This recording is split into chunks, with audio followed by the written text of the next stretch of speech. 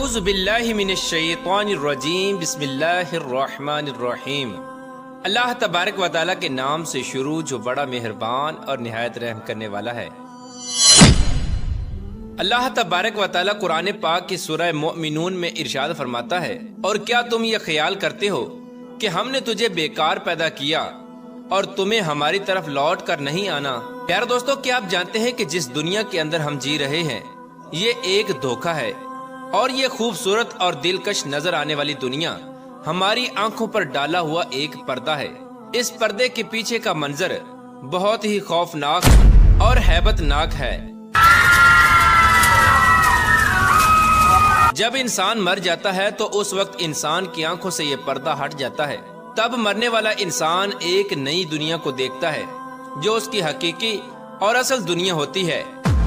اس بات کے اندر کوئی شک نہیں کہ ہر انسان کو اس خوبصورت نظر آنے والی دنیا کو چھوڑ کر اپنی حقیقی دنیا کی طرف ضرور جانا ہے۔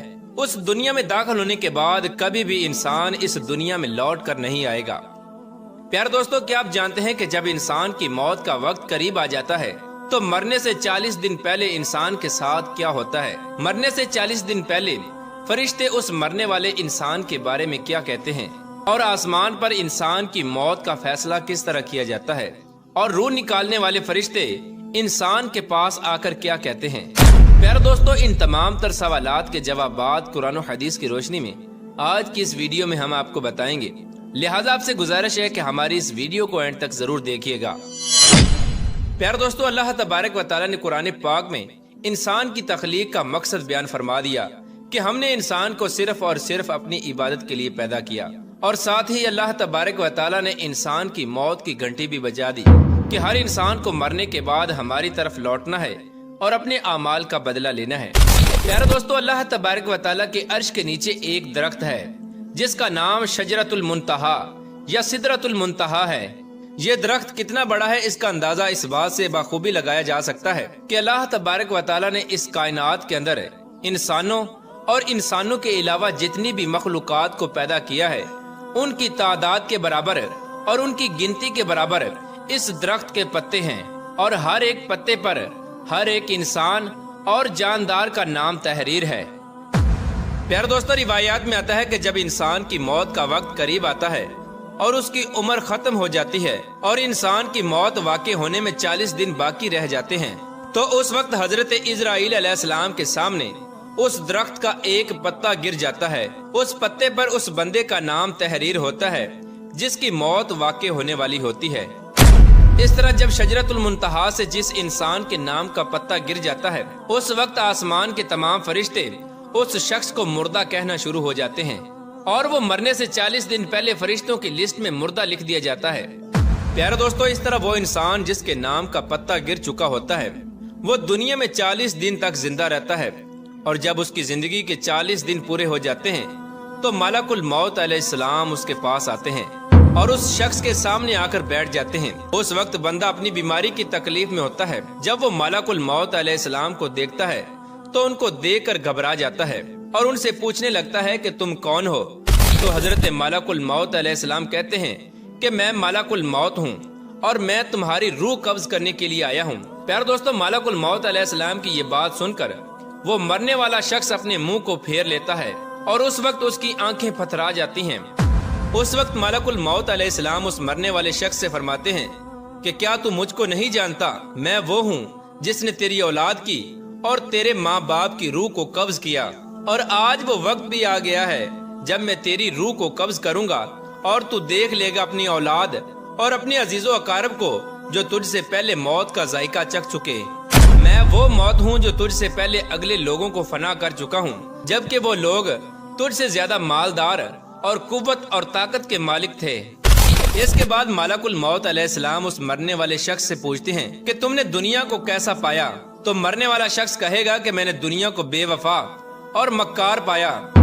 اس کے بعد اللہ تبارک و تعالیٰ کے حکم سے دنیا اس شخص کے پاس آئے گی اور اس مرنے والے شخص سے کہے گی کہ اے نافرمان، تو نے اپنے رب کی کس قدر نافرمانی کی اور کس قدر تو نے گناہ کیے۔ تجھے بہت سارے لوگوں نے سمجھایا اور نصیحت کی باتیں سنائی، لیکن تو نے کسی کی بات نہ مانی۔ تو یہ سمجھتا رہا کہ میں اس دنیا میں ہمیشہ ہمیشہ رہوں گا اور مجھے موت نہیں آنی۔ اس کے بعد وہ دنیا جس سے انسان ساری زندگی محبت کرتا رہا اور اپنی آخرت کو چھوڑ کر گناہوں کے اندر مبتلا رہا، اس وقت وہی دنیا اس مرنے والے شخص سے کہے گی کہ میں تجھ سے اور تیرے اعمال سے بیزار ہوں۔ پھر اس کے بعد اللہ تبارک و تعالیٰ کے حکم سے اس مرنے والے شخص کا مال اس کے سامنے آئے گا اور اس سے کہے گا کہ اے نافرمان، تو نے ناحق اور ناجائز طریقے سے مجھے حاصل کیا اور تو مجھ کو گناہوں کے اندر خرچ کرتا رہا۔ اگر تو اپنا مال غریبوں اور مسکینوں پر خرچ کرتا تو آج میں تیرے کام آتا۔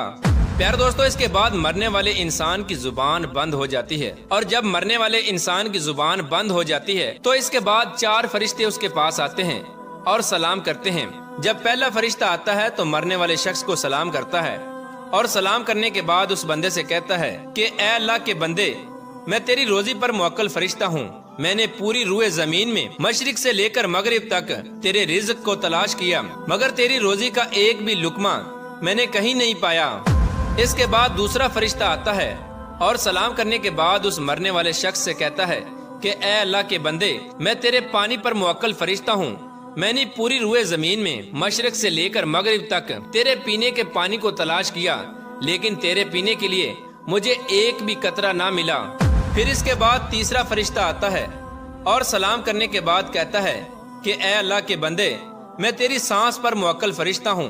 میں نے پوری روئے زمین میں مشرق سے لے کر مغرب تک تیری سانس کو تلاش کیا، مگر تیرے لیے ایک بھی سانس نہ پایا۔ اس کے بعد چوتھا فرشتہ اس مرنے والے شخص کے پاس آتا ہے اور سلام کے بعد کہتا ہے کہ اے اللہ کے بندے، میں تیری عمر پر موکل فرشتہ ہوں۔ میں نے مشرق سے لے کر مغرب تک تمام روئے زمین کے اندر تیری عمر کو ڈھونڈا، مگر تیری عمر کا ایک بھی حصہ نہ پایا۔ اس کے بعد نامہ اعمال لکھنے والے 2 فرشتے اس مرنے والے شخص کے پاس آتے ہیں اور اس کو اس کا نامہ اعمال دکھاتے ہیں۔ جب مرنے والا شخص اپنے نامہ اعمال کو دیکھتا ہے تو اس وقت میت کی آنکھوں سے آنسو جاری ہو جاتے ہیں، اور وہ مرنے والا شخص اپنی دائیں بائیں دیکھنا شروع ہو جاتا ہے اور اپنا نامہ اعمال پڑھنے سے ڈرتا ہے۔ اس کے بعد ملک الموت علیہ السلام اللہ تبارک و تعالیٰ کے حکم سے اس شخص کی روح کو قبض کر لیتے ہیں، اور اس طرح وہ مرنے والا شخص جو اس دنیا کو اپنا سب کچھ سمجھتا رہا، وہ اس دنیا کو چھوڑ کر اپنی حقیقی دنیا میں چلا جاتا ہے۔